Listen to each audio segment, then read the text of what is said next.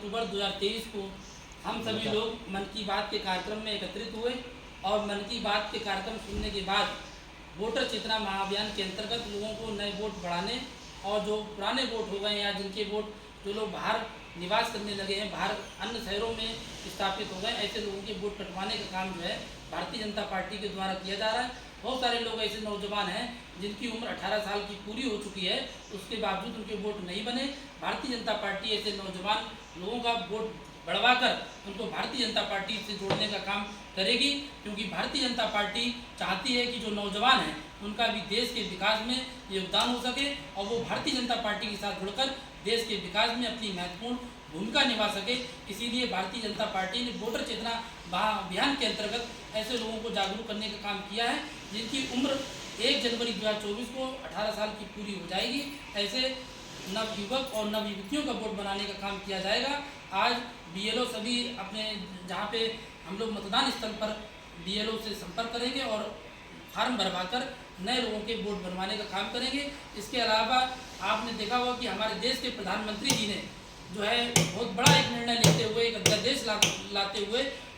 नारी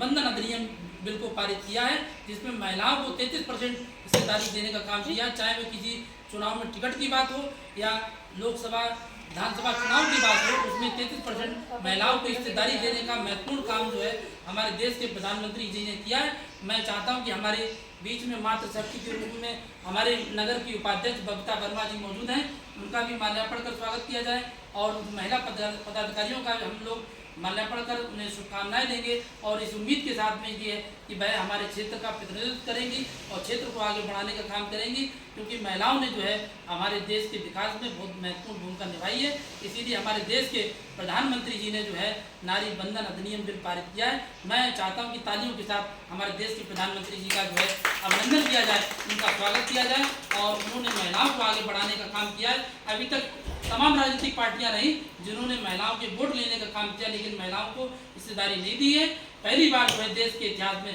अगर किसी ने हिस्सेदारी दी है तो वह हमारे देश के यशस्वी प्रधानमंत्री नरेंद्र मोदी जी हैं। तो उन्हीं सबका हम लोग धन्यवाद ज्ञापित करेंगे और महिलाओं का सम्मान करेंगे, जिससे कि महिलाएं आगे बढ़ चढ़कर हिस्सा लें और समाज के विकास में, देश के विकास में अपनी महत्वपूर्ण भूमिका निभाएं। जय हिंद, जय भारत।